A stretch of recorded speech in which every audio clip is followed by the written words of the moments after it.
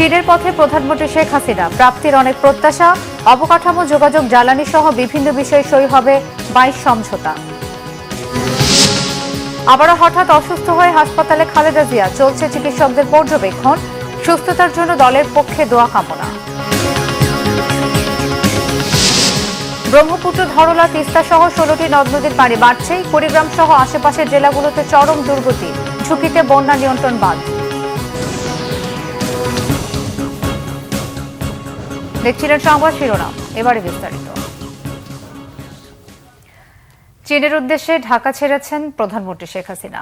সকাল 11:15টায় প্রধানমন্ত্রীকে বহন করা বিমান বাংলাদেশ এয়ারলাইন্সের একটি চার্টার ফ্লাইট ঢাকার হযরত শাহজালাল আন্তর্জাতিক বিমানবন্দর ছেড়ে যায়। বেইজিং সময় সন্ধ্যা 6টায় দেশটির ক্যাপিটাল আন্তর্জাতিক বিমানবন্দরে অবতরণের কথা রয়েছে ফ্লাইটটির। মুক্তিযুদ্ধ বিষয়ক মন্ত্রণালয়ের মন্ত্রী আকম মোজাম্মেল হক, সড়ক পরিবহন ও সেতু মন্ত্রী ওবায়দুল কাদের, বিমান ও পর্যটন মন্ত্রী ফারুক খান, 3 বাহিনী প্রধান, পুলিশের প্রধান সহ বিভিন্ন দেশের রাষ্ট্রদূত ও সরকারের বিভিন্ন পর্যায়ের ঊর্ধ্বতন কর্মকর্তাগণ প্রধানমন্ত্রীকে বিদায় জানান। চীনের প্রধানমন্ত্রী লি কিয়াংয়ের আমন্ত্রণে 8 থেকে 11 জুলাই বেইজিং সফর করবেন প্রধানমন্ত্রী ও তার সফর সঙ্গীরা। প্রধানমন্ত্রীর সফরে সড়ক, অবকাঠামো উন্নয়ন, অর্থনৈতিক খাতে সহায়তা, স্বাস্থ্য খাত সহ প্রায় 20টির মতো সমঝোতা স্মারক সই হওয়ার সম্ভাবনা রয়েছে। 4 দিনের সফরে চীনের পথে রওনা হয়েছেন প্রধানমন্ত্রী শেখ হাসিনা। বেইজিংয়ের 4 দিনের এই দ্বিপক্ষীয় সফরে দুদেশের মধ্যকার সম্পর্ক কৌশলগত বিস্তৃত সহযোগিতা অংশীদারিত্বে উন্নীত করবে বলে আশা করা হচ্ছে। বাংলাদেশ ও চীনের মধ্যে অবকাঠামো, যোগাযোগ, জ্বালানি 22টি সমঝোতা স্মারক সই হওয়ার সম্ভাবনাও রয়েছে। বেইজিং থেকে বিস্তারিত জানাচ্ছেন সৈয়দ আব্দুল মুহিত। প্রায় 5 বছর পর বন্ধুপ্রতিম রাষ্ট্র চীনের রাজধানী বেইজিংয়ে আসছেন প্রধানমন্ত্রী শেখ হাসিনা। চূড়ান্ত হয়েছে সমঝোতা স্মারক স্বাক্ষরের প্রস্তুতি। প্রধানমন্ত্রীর সফরকে ঘিরে প্রত্যাশার কথা জানান নেতারা। প্রধানমন্ত্রী আসতেছে, এতে আমরা অনেক বড় আশাবাদী, কারণ আমাদের বিজনেস হইতে শুরু করে দেশের সর্বক্ষেত্রে এই চায়নার অনেক অবদান আছে, প্লাস অনেক কর্মকাণ্ড যেটা চায়না সংশ্লিষ্টতা আমাদের প্রয়োজন, এবং প্রধানমন্ত্রী আসাতে আসলে যে প্রবলেমগুলো আছে সেগুলো আমাদের আশা করি সলভ হয়ে যাবে। দুদেশের সরকার প্রধানের আলোচনার মধ্য দিয়ে বাণিজ্যিক সম্পর্ক অনন্য মাত্রায় যাবে এমন প্রত্যাশা জানায় প্রবাসীরা। আমাদের এখানে অনেক সংখ্যক স্টুডেন্ট সংখ্যা আছে যারা বিভিন্ন সময় ভিসা সংক্রান্ত ব্যাপারে, তারপর এম্বাসিতে প্রবলেম ফেস করে, এই প্রবলেমগুলো যাতে সবাই একটু দৃষ্টি আকর্ষণ করে। আমি প্রত্যাশা করব মাননীয় প্রধানমন্ত্রী যে সব প্রত্যাশা নিয়ে আসছেন, যা আমাদের দেশের জন্য উন্নয়ন সহযোগী, ইনশাআল্লাহ আমাদের মাননীয় প্রধানমন্ত্রী সেই সহযোগিতা, সেই আশা পূর্ণ করবেন। সফরে আগামী 2 দিন চীনের রাষ্ট্রপতি শি জিনপিং ও প্রধানমন্ত্রী লি খুশিয়াংয়ের সঙ্গে দ্বিপাক্ষিক বৈঠক ছাড়াও গুরুত্বপূর্ণ 500 বৈঠক হবার কথা রয়েছে। বঙ্গবন্ধু কন্যা সম্মানে শি জিনপিং আয়োজিত নৈশভোজেও যোগ দেবেন বাংলাদেশ সরকারের প্রতিনিধিরা। অর্থনৈতিকভাবে সমৃদ্ধ বিশ্বের প্রভাবশালী রাষ্ট্র চীন বাংলাদেশের উন্নয়নের অংশীদার। প্রধানমন্ত্রীর এই সফরের মধ্য দিয়ে ঢাকা বেইজিং সম্পর্ক নতুন উচ্চতায় পৌঁছাবে, এমনটাই প্রত্যাশা এখানকার প্রবাসীদের। সৈয়দ আব্দুল মুহিত, বাংলাভিশন, বেইজিং, চীন। আবারও হাসপাতালে নেওয়া হয়েছে বিএনপি চেয়ারপারসন বেগম খালেদা জিয়াকে। এভারকেয়ার হাসপাতালে ভর্তি করা হয়েছে সাবেক প্রধানমন্ত্রীকে। তাকে দেখতে হাসপাতালে গিয়েছিলেন দলের মহাসচিব মির্জা ফখরুল ইসলাম আলমগীর। চেয়ারপারসনের সুস্থতার জন্য দেশবাসীর দোয়া চেয়েছে বিএনপি। খালেদা জিয়ার ব্যক্তিগত চিকিৎসক ও কর্মকর্তারা জানিয়েছেন, রাতে শেষ ভাগে অসুস্থ হয়ে পড়েন বেগম খালেদা জিয়া। তাৎক্ষণিকভাবে তাকে নেওয়া হয় এভারকেয়ার হাসপাতালে। ভোর 4:45টার দিকে তাকে হাসপাতালে ভর্তি করা হয়। 79 বছর বয়সী খালেদা জিয়া আর্থ্রাইটিস, হৃদরোগ, কিডনি, ডায়াবেটিস সহ নানান রোগে ভুগছেন। এর আগে গত 22 জুন গভীর রাতে হঠাৎ অসুস্থ হয়ে পড়লে বেগম খালেদা জিয়াকে এভারকেয়ার হাসপাতালের করোনারি কেয়ার ইউনিট সিসিওতে ভর্তি করা হয়। পরে মেডিকেল বোর্ড বিএনপি চেয়ারপারসনের হৃদযন্ত্রে পেসমেকার বসানোর সিদ্ধান্ত নেয়। 25 জুন তার হৃদযন্ত্রে পেসমেকার বসানো হয়। 2 জুলাই রাতে গুলশানের বাসভবনে ফেরেন সাবেক প্রধানমন্ত্রী বেগম খালেদা জিয়া। তারপর থেকে তিনি বাসাতেই চিকিৎসকদের পর্যবেক্ষণে ছিলেন।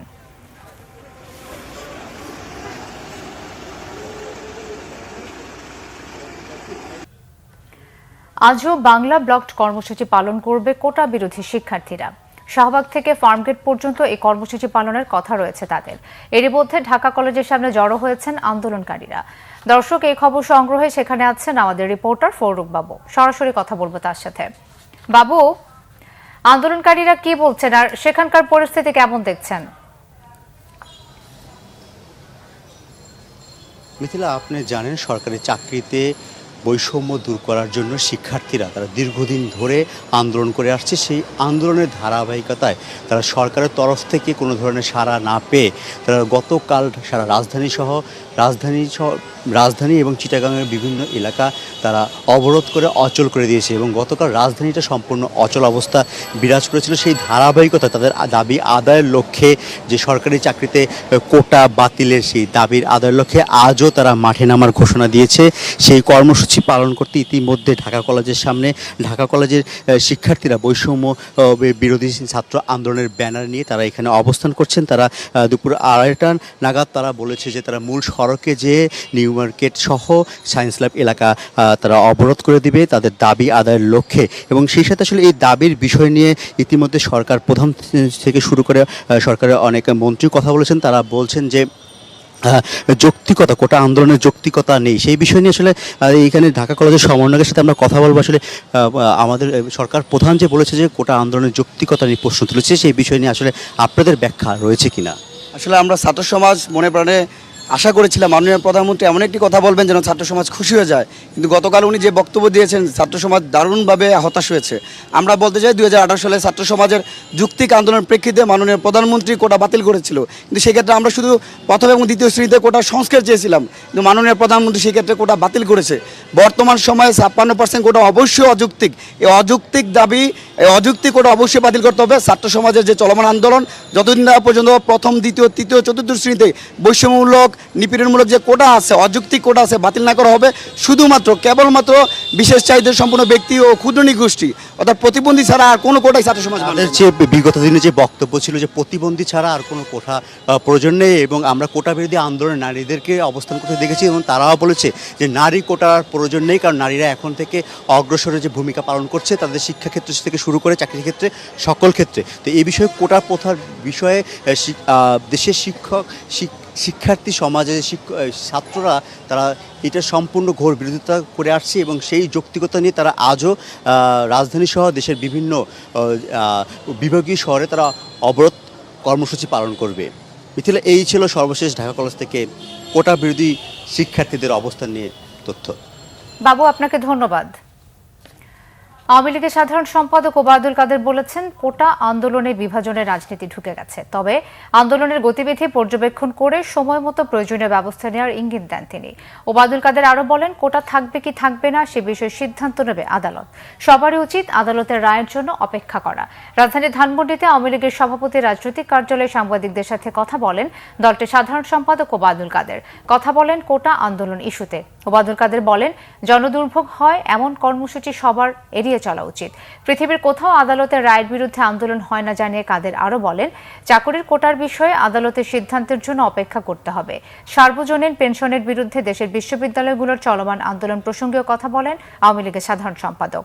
তিনি বলেন, বিশ্ববিদ্যালয়ের শিক্ষক, আমলাসহ সকল চাকরিজীবীরা তাদের মর্যাদা অনুসারে পেনশন স্কিমে যুক্ত হবেন। আন্দোলনকারী শিক্ষকদের সাথে আওয়ামী লীগের যোগাযোগ রয়েছে বলেও দাবি করেন তিনি। সরকার কোটা বাতিলের দাবির প্রতি আন্তরিক বলেই অ্যাটর্নি জেনারেল আপিল দায়ের করেছে। যে বিষয়টি উচ্চ আদালতে বিচারাধীন তা নিয়ে কোনো প্রকার মন্তব্য করা আইনসিদ্ধ নয়। উচ্চ আদালতের রায় না হওয়া পর্যন্ত আমাদের অপেক্ষা করতে এবং কোনো প্রকার উত্তেজনা এবং রাস্তাঘাট বন্ধ করে মানুষের দুর্ভোগ সৃষ্টি পরিহার করা উচিত। সর্বজনীন পেনশন স্কিম প্রত্যয় বাতিলের দাবিতে লাগাতার ধর্মঘট করছেন পাবলিক বিশ্ববিদ্যালয়ের শিক্ষক, কর্মকর্তা, কর্মচারীরা। শিক্ষকদের টানা ধর্মঘটে অচল হয়ে পড়েছে বিশ্ববিদ্যালয়ের একাডেমিক স্বাভাবিক কার্যক্রম। ঢাকা বিশ্ববিদ্যালয়ের কলা ভবনে সমাবেশ করেন শিক্ষকরা। এ সময় বিভিন্ন বিশ্ববিদ্যালয় থেকে আসা শিক্ষক নেতারা বক্তব্য রাখেন। তারা বলেন, প্রত্যয় স্কিম ঘোষণা করে বৈষম্য তৈরি করা হয়েছে। প্রত্যয় স্কিম বাতিল করার দাবি জানান তারা। একই সাথে শিক্ষকদের জন্য আলাদা বেতন কাঠামো ও সুপার গ্রেড চালুর দাবিও জানান তারা। সমস্যার সমাধান না হওয়া পর্যন্ত আন্দোলন চালিয়ে যাওয়ার ঘোষণা দেন শিক্ষকরা। যারা মাননীয় প্রধানমন্ত্রীকে 2015 সালেও আমাদের বিরুদ্ধে লাগিয়ে কাজে লাগার চেষ্টা করেছিলেন, তারা এবারও সক্রিয়ভাবে প্রত্যয় স্কিমটি তারা করেছেন। তারা আমাদের সাথে কোনো আলোচনা করেন নাই, আমাদের কোনো প্রতিনিধিকে তারা রাখেন নাই। কুড়িগ্রামে ব্রহ্মপুত্র, ধরলা, তিস্তা সহ 16টি নদ নদীর পানি বাড়ছে। পানিবন্দী 2 লাখ মানুষ। এদিকে জামালপুরে যমুনার পানি বাহাদুরাবাদ ঘাট ও জগন্নাথগঞ্জ ঘাট পয়েন্টে কমতে থাকলেও 1.5 লাখ মানুষ পানিবন্দী। অন্যদিকে গাইবান্ধায় ব্রহ্মপুত্র ও যমুনার পানি বিপদসীমার অনেক উপরে। ঝুঁকিতে বন্যা নিয়ন্ত্রণ বাঁধ। প্রতিনিধিদের তথ্য ছবিতে ডেস্ক রিপোর্ট। কুড়িগ্রামে ব্রহ্মপুত্র, দুধকুমার ও ধরলার পানি অস্বাভাবিক মাত্রায় বাড়তে থাকায় নদী তীরবর্তী ভুরুঙ্গামারী, ফুলবাড়ি, নাগেশ্বরী, কুড়িগ্রাম সদর, উলিপুর সহ 9 উপজেলার 2 লাখ মানুষ পানিবন্দী। 341টি শিক্ষা প্রতিষ্ঠানের পাঠদান বন্ধ। 3টি স্কুল তলিয়ে গেছে নদীগর্ভে। বানফাসীদের সহায়তায় ইউনিয়ন পর্যায়ে 83টি মেডিকেল টিম গঠন করা হয়েছে। এখনো সবার কাছে পৌঁছেনি ত্রাণ সহায়তা। আমরা খুব দুর্গতিতে আছি। রান্নাবাড়ি করতে পারি না, টিউবওয়েল তলা গেছে, ল্যাট্রিন তলা গেছে। আপনার যাত্রাপুর ইউনিয়ন গোয়ালপুরীশ্বর 500 পরিবার পানিবন্দী। 500 পরিবন্দে 400 পরিবার একদম পানির নিচে তলিয়ে গেছে। খাবার নাই ঘরে, গরু বাছুরের ঘাস খেয়ার অনাহারে মানুষ অনাহারে ভুগতেছে। এদিকে সিরাজগঞ্জের পরিস্থিতি আগের মতোই। যমুনার পানি 1 সেন্টিমিটার কমে বিপদসীমার 60 সেন্টিমিটার ওপর দিয়ে বইছে। নদীর অভ্যন্তরীণ চরাঞ্চলের 34টি ইউনিয়নের 83,000-এরও বেশি মানুষ পানিবন্দী। একই সঙ্গে চর ও নিম্নাঞ্চলের 6,497 হেক্টর ফসলি জমি পানির নিচে। ভাঙছে নদী তীরবর্তী এলাকাগুলো। জামালপুরে যমুনার পানি বাহাদুরাবাদ ঘাট ও জগন্নাথগঞ্জ ঘাট পয়েন্টে কমছে। তবে পুরাতন ব্রহ্মপুত্রের পানি বেড়েছে 14 সেন্টিমিটার। ইসলামপুর, দেওয়ানগঞ্জ, মাদারগঞ্জ, মেলান্দহ, সরিষাবাড়ি, বকশীগঞ্জ ও সদর উপজেলার নিচু অঞ্চল প্লাবিত হয়ে 1.5 লাখেরও বেশি মানুষ পানিবন্দী। দুর্গত এলাকায় দেখা দিয়েছে শুকনো খাবার, বিশুদ্ধ পানি ও গো খাবার সংকট। টাঙ্গাইলে ভারী বৃষ্টি ও উজানের ঢলে প্লাবিত হয়েছে আরও নতুন নতুন এলাকা। প্রবল স্রোতে ভুয়াপুরের কয়রা কাঁচা সড়ক ভেঙে গেছে। এতে দুর্ভোগে 5টি গ্রামের মানুষ। ঝিনাই, ব্রহ্মপুত্র, যমুনার পানি বিপদসীমার উপরে। সবচেয়ে বেশি সমস্যা হয়েছে আপনার বাচ্চাদের। এখন এই যে ষান্মাসিক মূল্যায়ন পরীক্ষা হচ্ছে, এদের পরীক্ষাও তো আবার মানে স্কুল যেহেতু বন্ধ না, ওরা দেখা গেল এই পানি ভাঙায় ভিজে তারপরে পরীক্ষা দিতে আসে। আমাদের বাড়িতে মনে করেন যে উঠানে এই পর্যন্ত পানি, রাস্তা দিয়ে এই পর্যন্ত পানি, এই পর্যন্ত এখন আসলাম, মানে চলাফেরার খুব সমস্যা হচ্ছে। মানে 4-5 দিন ধরে পানি ঢুকছে, মানুষজন আর চলা করতে পারেন না, খাওয়া দাওয়ার সমস্যা হয় দেখতেছে। এদিকে গাইবান্ধায় ভারী বৃষ্টি ও পাহাড়ি ঢলে ব্রহ্মপুত্র ও যমুনার পানি বিপদসীমার উপরে। নদী তীরবর্তী নিচু এলাকা প্লাবিত হয়ে হাজারো মানুষ পানিবন্দী। এলাকার বিস্তীর্ণ জমির ফসল ও শাকসবজি পানির নিচে। শিশু, বৃদ্ধ ও গবাদি পশু নিয়ে চরম বিপাকে বানভাসীরা। Bangla Vision news desk. সরকারি চাকরিতে কোটা বাতিল ও মেধা ভিত্তিক নিয়োগের দাবিতে রাজধানীর বাইরে আজও বিক্ষোভ করেছে দেশের বিভিন্ন শিক্ষা প্রতিষ্ঠানের শিক্ষার্থীরা। আন্দোলনের 7ম দিনে উত্তাল ছিল রাজশাহী বিশ্ববিদ্যালয় ক্যাম্পাস। বেলা 11টার পর বিভিন্ন আবাসিক হল থেকে শিক্ষার্থীরা খণ্ড খণ্ড মিছিল নিয়ে ক্যাম্পাসের প্যারিস রোডে জড়ো হয়। সেখান থেকে ক্যাম্পাসের বিভিন্ন সড়ক ঘুরে মেহেরচণ্ডী রেলগেট অবরোধ করে বিক্ষুব্ধ শিক্ষার্থীরা। এ সময় তারা কোটা বিরোধী নানান স্লোগান দেয়। রেলপথ অবরোধের কারণে ঢাকা থেকে রাজশাহীগামী ধূমকেতু ট্রেন, কাটাখালী এবং খুলনা থেকে রাজশাহীগামী কপোতাক্ষ ট্রেন সারদা স্টেশনে আটকা পড়ে। বিক্ষোভ সমাবেশ থেকে দাবি মেনে নেওয়ার আহ্বান জানায় কোটা বিরোধীরা, নইলে কঠোর কর্মসূচি দেওয়ার হুঁশিয়ারি দেয় তারা। এই ছিল এখনকার মতো। পরের সংবাদ বিকেল 4টায়, এর আগে 3টায় রয়েছে নিউজ টপ 10। এছাড়াও বাংলা ভিশন সংবাদ ও সংবাদ সংশ্লিষ্ট অনুষ্ঠান দেখতে ভিজিট করুন www.bvnews24.com ও facebook.com/banglavisionnews এবং সাবস্ক্রাইব করুন youtube.com/banglavisionnews। ধন্যবাদ।